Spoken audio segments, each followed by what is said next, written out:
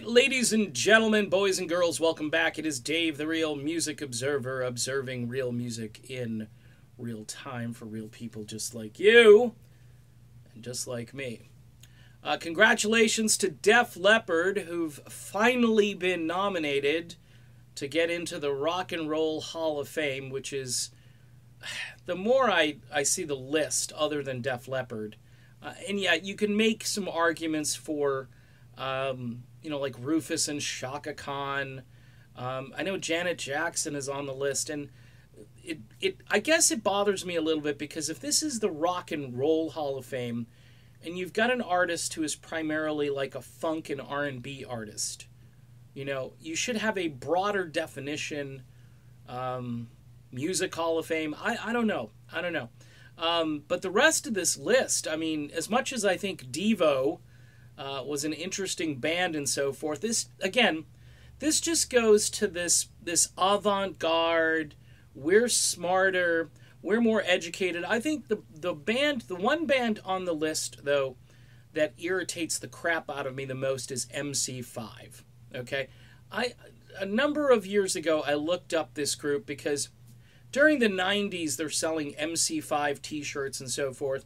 If you're a fan of the show Friends, like I am, Rachel Green wore an MC5 t-shirt in a number of episodes. And I'm thinking, I probably should check this band out. They're probably some cool underground group. I mean, I had trouble listening to it for more than 5 or 6 minutes tops. This was a really bad garage band where the lead vocalist was screaming and distorted and liked to use a lot of profanity. So I guess there you go. That's probably it. Breaking all kinds of ground, getting under the skin of parents in the 1960s. Your kid's going to go see MC5 and he's going to come back a drug addict. And there you go. That's why they're cutting edge. And it's the same reason Nirvana is in. I don't understand. And I've lobbied for like Jim Croce. I've lobbied for some credible bands, Blue Oyster Cult, Jethro Tull, who are not in. And somebody said, Dave, Pat Benatar, again, doesn't even get nominated. It's mind-boggling. Last year you had Jay Giles' band. They got nominated. They didn't get in. This year they're not nominated. I mean, WTF? What is seriously going on here, folks? I don't know. But big congratulations to Def Leppard. They deserve it.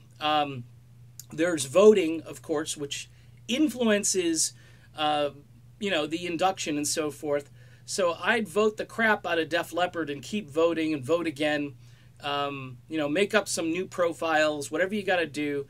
At least get one decent band in the Rock and Roll Hall of Fame. What we really need, folks, is a People's Rock Hall of Fame. Call it the People's Music Hall of Fame or something like that. And just get a separate museum going somewhere. Put in all the people from the very beginning that we all agree on, from the 50s on forward, and all these music pioneers and so forth. And then let's just get all of these other groups that deserve to be in. It'll mean more to the artist because it isn't some snobby dude who used to work for Rolling Stone, who used to trash bands like Def Leppard and Journey all day long, who's making the decisions to induct these horrible bands that nobody listens to into the Rock and Roll Hall of Fame. All right? I propose it. It's the People's Music Hall of Fame. That way, if you got Janet Jackson and she probably deserves to get in, it doesn't sound like she doesn't deserve to get in because it says rock and roll. Rock and roll doesn't mean everything, folks. It shouldn't mean everything.